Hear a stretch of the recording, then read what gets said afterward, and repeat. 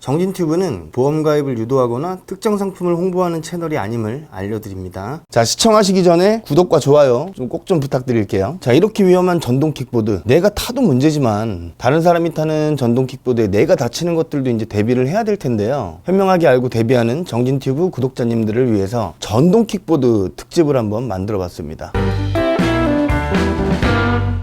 자, 전동 킥보드 많이들 이용하시죠? 이용은 안 해보셨다 하더라도 길에서 많이 다니는 것들 보셨잖아요. 정말 많아졌습니다. 그에 따라 사고도 정말 많이 발생하고 있고 요즘에 참 뜨거운 이슈가 많은데요. 이용을 하시더라도 정확하게 알고 하셔야 되고 사고가 났을 때 대처도 정말 잘 하셔야 됩니다. 12월부터 바뀌는 제도들도 있으니까 확실히 짚어보자고요. 지금까지의 전동 킥보드는 포지션이 참 애매했었습니다. 이걸 오토바이처럼 봐야 하는지 자전거로 봐야 되는지 명확하지 않았었지만 기존에 구분하던 방식은 원동기 장치 자전거로 분류를 해놨기 때문에 오토바이를 타는 것처럼 면허증도 있어야 되고 헬멧을 안 쓰면 과태료도 내고. 그런데 잘 생각해보세요. 일단 전동 킥보드를 탈 때 시속 25km로 달립니다. 근데 인도 주행은 불법이에요. 자전거 도로도 불법이에요. 도로로만 달려야 됩니다. 근데 25km로 나는 이제 열심히 가고 있어요. 옆에 차들은 엄청 쌩쌩 달릴 거란 말이에요. 얼마나 무섭습니까? 보호장구도 하나도 안 하고 탈 텐데 진짜 까딱 사고 나면 그냥 가는 거예요. 정말로. 게다가 운전자들의 시야에 잘 안 보입니다. 갑자기 튀어나오는 것들은 진짜 피하기도 힘들어요. 바퀴가 작아갖고 브레이크 제동도 잘 안 돼요. 그러니까 운전자들 입장에서는 도로에서 튀어나오는 고라니 같다고 킥란이라고 부르는 그런 신조어까지도 등장했는데요. 자꾸 이런 느린 교통수단이 도로에서만 다니다 보니까 사고가 너무 많이 난다. 이거 어떻게 해야 되지 않겠냐? 전동 킥보드 이용자들의 안전을 위해서 자전거 도로에서도 전동 킥보드를 이용할 수 있게끔 법률 개정을 추진하게 된 겁니다. 그런데 전동 킥보드를 자전거 도로에서 운행하게 하려면 지금처럼 원동기 장치 자전거로 분류해갖고는 안 된단 말이에요. 왜냐면 그러면 오토바이도 자전거 도로로 달리게 안 되잖아요. 그래서 새로운 구분을 만들어냅니다. 원동기 장치 자전거가 아니라 개인형 이동 장치, 퍼스널 모빌리티, 줄여서 PM이라는 구분을 새롭게 만든 겁니다. 그래서 이 PM까지도 자전거 도로에서 다닐 수 있게끔 법제도를 만들겠다는 거죠. 취지는 알겠지만 이게 좀 아쉬운 게요. 원동기 장치 자전거에서 PM으로 등급이 오히려 떨어지다 보니까 문제점들이 많이 생깁니다. 위험성이 없어진 게 아닌데 그럼 이걸 아무리 관대하게 생각을 하더라도 접근성이 좋아져? 아, 사고도 정말 많이 나겠구나 이런 생각 안 드세요? 많은 분들이 그렇게 생각을 하고 계신다는 거죠. 그래서 더 위험해질 것으로 예상이 됩니다. 지금 규제에 대해서 정말 말들이 많아요. 이게 말이 되냐 막 이런 얘기들이 많아서 뭐 규제가 다시 생길 것 같기도 하거든요. 근데 어쨌든 지금 기준에서는 12월 10일부로 바뀝니다. 자, 그럼 이제 어떻게 변경되는지 그걸 한번 알아보겠습니다. 자, 첫 번째는 전기자전거와 동일한 규격인 최고 시속 25km 미만, 중량 300kg 미만, 그리고 전격 출력 기준 11kW 이하, 뭐 배기량으로 따지면 125cc 이하라고 합니다. 이 규격에 맞는 퍼스널 모빌리티, 전동 킥보드만 얘기하는 게 아니잖아요. 외발로 타는 뭐 그런 것도 있죠. 전동 휠? 그런 것들 그 규격을 맞춘다면 개인형 이동장치 PM으로 구분을 해서 자전거에 준한 방식으로 주행이 가능하다고 합니다. 이 규격을 넘어서면 뭐 그건 현행이랑 똑같다고 보시면 됩니다. 두 번째, 개인형 이동장치는 자전거 도로가 있으면 자전거 도로로, 없으면 도로 우측 가장자리 바깥 차선으로 통행을 해야 됩니다. 동승자 탑승 제한. 요즘 막 커플들 앞뒤로 타가지고 다니죠. 되게 위험해요. 그리고 음주운전 단속 대상이 됩니다. 적발 시 3만원, 불응 시 10만원 범칙금. 세 번째, 보도주행 금지. 인도로 자전거들도 가끔 다니고 그러잖아요. 다니면 안 돼요. 자전거 도로. 없으면 차도. 인도에서 주행하다가 보행자를 쳤어요. 그럼 어떻게 되냐면요. 중과실 사고입니다. 중과실 사고. 합의 여부와 상관없이 5년 이하의 징역 또는 2천만원 이내 벌금 부과됩니다. 이거 형사처벌이에요. 지금 인도에서 타시는 분들 있죠? 큰일 나요. 지금도 안 되고 법 개정 후에도 안 돼요. 자, 네 번째, 음주운전 인명피해 사고, 어린이 보호구역에서 어린이 상대 사고, 뺑소니 사고 시 가중처벌, 특정범죄 가중처벌법이 적용됩니다. 큰일 나요. 다섯 번째, 헬멧이랑 안전장비 없이도 탑승 가능하다. 원래 안 된대요. 의무인데 딱지는 안 된다. 누가 하겠어요, 사실. 바뀌는 제도 안에서는 의무사항일 뿐 규제 대상은 아닙니다. 그리고 진짜 무서운 거, 만 13세부터 면허 없이도 사용 가능합니다.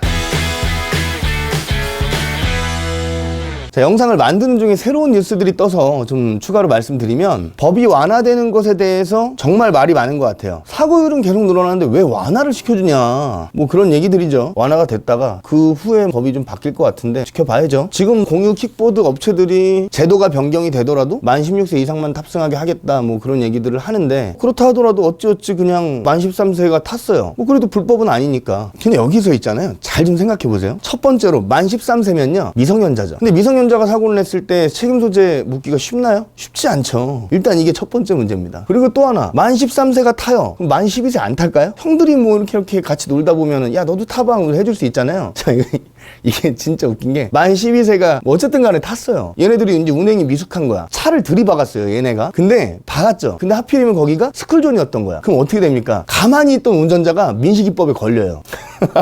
촉법소년입니다. 그리고 민식이법에까지 걸려요. 차량 운전자는 무슨 죄입니까? 진짜 생각만 해도 아찔해요.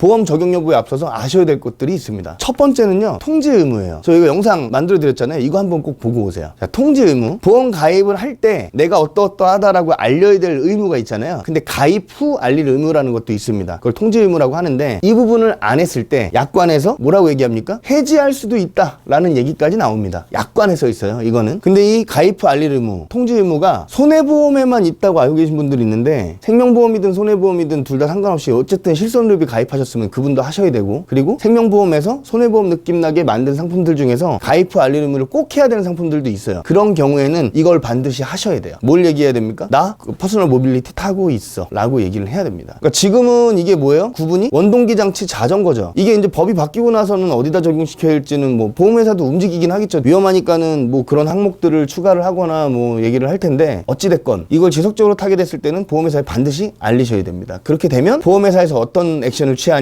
이륜 자동차 운전 중 상해 부담보 특별약관, 이거를 적용시켜요. 그게 뭐냐면 그냥 안 해준다는 거예요. 그거 타다 다친 건 안 해줄 거야, 뭐 이런 뜻입니다. 이걸 이제 적용을 하게 되는데, 뭐야 그럼 얘기를 안 해도 못 받고 해도 못 받고 뭐 그런 거잖아. 맞아요, 맞는데 얘기를 해서 그냥 안 해주는 건 상관없는데 얘기를 안 했어요. 그럼 보험사가 보험 해지할 수도 있다니까요. 그러니까 하셔야 된다고요. 그럼 또 아셔야 될 게, 이륜 자동차 운전 중 상해 부담보 특별약관, 이건 뭐냐? 여러분들 일단은 다들 알고 계신 게, 오토바이를 타다 사고 나면 이건 보험 혜택 못 받아요 이렇게 알고 계시잖아요. 꼭 그런 건 아니에요. 정확하게 알려드릴게요. 이륜 자동차 운전 중 상해 부담보 특별약관, 이거는 어쨌든 이륜 자동차를 운전하다가 상해가 났을 때 이거 부담보 해줄 거야 이런 뜻인 건 맞아요. 안 해주는 게 맞습니다. 근데 여기서 중요한 게 주기적으로 탑승하냐에 대한 문제예요. 뭐 출퇴근용으로 이용하거나 뭐 평상시에 타고 다닌다거나, 그리고 뭐 동호회나 직업 등으로 오토바이를 탑승한다, 그런 경우는 안 해주는 게 맞습니다. 이륜 자동차 운전 중 상해 부담보 특별약관, 이게 이제 적용이 돼서 안 해주는 게 맞아요. 그렇게 고지도 해야 되고 그 부담보 설정을 해야 됩니다. 그럼 이게 이제 적용이 되면 당연히 보상을 못 받게 되는 게 맞죠. 근데 여기 보세요. 약간 보세요. 단 보험사가 그 사실을 입증하지 못한 때에는 보험금을 지급한다. 그러니까 뭐냐면 일회성으로 그냥 야 나 한 번만 타볼게 하다가 다친 것들 있죠. 그런 것들은 해준다는 얘기예요. 근데 분명히 보험회사가 입증하지 못했다 뭐 어쩌고 이런 얘기 나오는 거 보면 입증하려고 엄청 노력을 하겠죠. 그러니까 일회성으로 타셨을 때 사고 났다고 뭐 무조건 안 된다 이렇게 생각하시면 안 됩니다. 자, 그럼 지금 기준에서 출퇴근용으로 계속 공유킥보드를 타셨어요. 그런 경우에는 보상이 될까요, 안 될까요? 안 됩니다. 그래도 뭐 모를 수도 있잖아요. 제가 만약에 보험회사면 공유킥보드 그 업체의 그 아이디들을 다 조회해가지고 기록을 먼저 볼 것 같아요. 근데 여러 번 하셨다, 뭐 주기적으로 하셨다, 그럼 못 받겠죠, 당연히.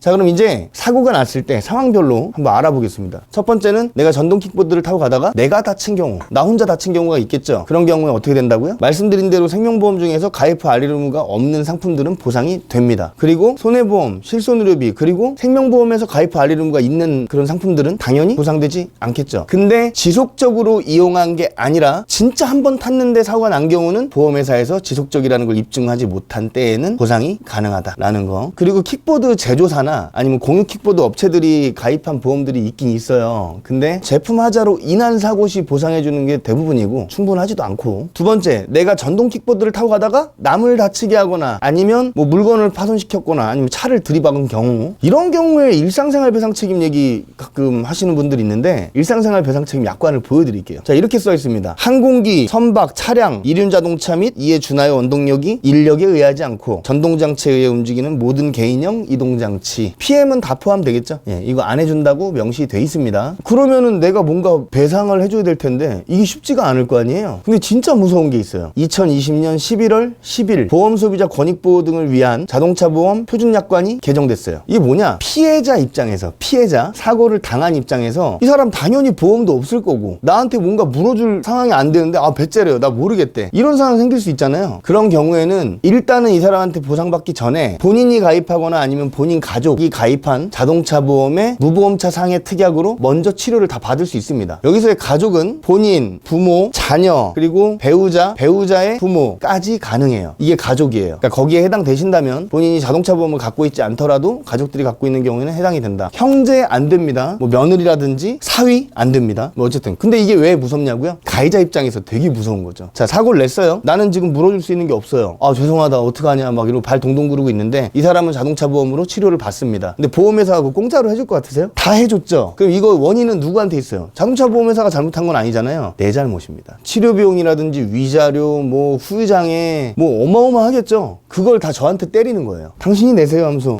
보험회사가 저한테 청구를 하는 겁니다. 만약에 진짜 까딱해가지고 사고가 났어요. 이 사람이 머리 부딪혀갖고 식물인간이 됐단 말이에요. 이거 어떡할 거예요? 다 때려 맞는 거예요. 방법이 없어요. 방법이. 이제 무서우세요? 그리고 또 하나, 내가 그런 이제 사고를 냈어요. 근데 만약에 이 사고가 스쿨존 아니면은 인도 아니면 뭐 음주운전을 했거나 아니면 중상해 사고 아니면 사람이 죽었어요. 그런 경우는 어떻게 될까요? 저 형사처벌 받아요. 그럼 형사로 딱 넘어가죠 이게. 그러면 어떻게 해야 됩니까? 형사 합의해야 되죠. 형사 합의를 해야 돼. 형사처벌의 수위가 낮아질 거 아니에요. 그걸 해야 되는데 그 돈은 어디서 날까요? 자동차를 운전하다가 그렇게 된 경우에는 형사처벌에 대해서 운전자 보험 가입하신 분들은 사고처리 지원금이 있잖아요. 근데 이건 없잖아요. 만약 가입을 안 했고 진짜 한 번 타고 하다가 사람을 다쳤는데 형사처벌 된대요. 형사합의도 봐야 된다고 그러고 형사합의 못하면 당연히 나한테 불리하겠죠. 그리고 벌금까지도 맞고 어마어마해지는 겁니다. 정말 무서운 겁니다. 그러니까 이게 그냥 가볍게만 생각할 게 아니라 이것도 운전이라는 생각을 하고 계셔야 되고 거기에 맞는 것들을 준비하셔야 되는데 지금 보험사들이 막 여기저기서 그런 상품들이 이제 나오고 있는 중이에요. 충분하지도 않은 것 같아요. 제가 봤을 때는. 근데 어쨌든 그래서 알고 타셔야 된다고요. 자, 네 번째, 다른 사람이 킥보드를 타고 가다 나를 친 경우 그거 어떻게 한다고 그랬어요? 앞서 얘기한 대로 나나 내 가족이 가입한 자동차 보험에서 무보험차 상해로 치료가 가능하다 말씀드렸죠. 근데 2020년 11월 10일 이후에 가입하신 분들부터 되는 겁니다. 자동차 보험을 그 전에 가입하신 분들은 갱신될 때 적용이 되시겠죠. 그때까지는 조심하셔야 됩니다. 그리고 내가 가지고 있는 보험들 있죠. 난 상해를 당한 거죠. 거기서는 혜택을 받을 수 있겠죠. 내가 피해자니까. 실비는 내가 돈 쓴 게 아니기 때문에. 그러니까 자동차 보험을 통해서 내가 뭔가 한다 그러면은 내 돈 나갈 일이 없겠죠. 그럼 실비는 안 되는 겁니다. 표준화 이전에 일반 상해 의료비를 가입하신 분들 아니면 실손 의료비 보장은 안 되는 겁니다. 자, 전동 킥보드 보험들이 나오고 있다고 해서 제가 좀 살펴봤어요. 2020년 12월 3일 기준 지금 시중에 나와 있는 게 세 군데예요. DB손해보험, 현대해상, 메리츠 이 세 군데에서 출시가 됐는데 DB손해보험이랑 현대해상만 일단 보여드릴게요. 자, 먼저 현대해상입니다. 운전자 보험인데 특약에 퍼스널 모빌리티 관련된 특약이 있어요. 그러니까 운전자 보험을 가입할 때 특약식으로 해갖고 들어가는 건데 제 나이로 한 5,960원 정도 합니다. 한 달에. 근데 뭐 대부분 나에 대한 보장이고요. 상대방에 대한 거는 형사합의금 특약이 들어있는 뭐 이게 이제 사고처리 지원금인데 형사합의 볼 때 요 가입 금액 내에서 지원을 해주는 그런 특약이고요. 뭐 내보장도 뭐 이렇게 크진 않아요. 진짜 되게 미미합니다. 근데 뭐 그래도 없는 것보단 나니까 지속적인 운행을 하시는 분들은 이거라도 갖고 계시는 게 나을 것 같아요. DB손해보험 보여드릴게요.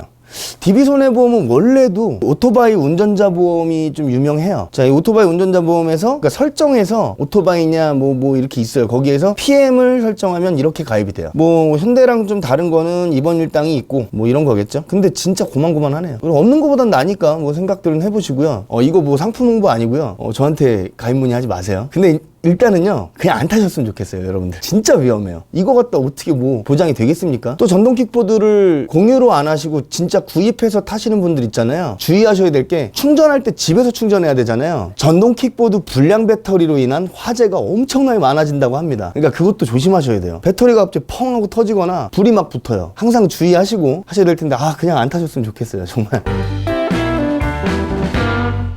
오늘은 전동 킥보드에 대해서 좀 알아봤는데요. 진짜 위험합니다. 위험하고 보험 충분히 준비되어 있지 않아요. 지금 제도 충분하지 않습니다. 그러니까 타지 마세요. 내가 다치는 것도 정말 끔찍하고요. 다른 사람 다치게 했을 때 내가 뭔가 보상해줄 방법도 크게 없어요. 게다가 뭐 인도 막 이런 데서 타시게 될 텐데 거기서 사고 나거나 뭐 음주했다 뭐 했다 막 이런 거 중과실 걸리기 시작하시면요 정말 답 없습니다. 인생 한 번에 무너질 수 있는 기회가 될 수 있으니까 제발 여러분들 안 타셨으면 좋겠어요. 그리고 이거 영상 보시고 나서 주변에 좀 많이 알려주십시오. 지금까지 보험의 문턱을 낮추는 정진튜브의 김정진이었습니다. 감사합니다.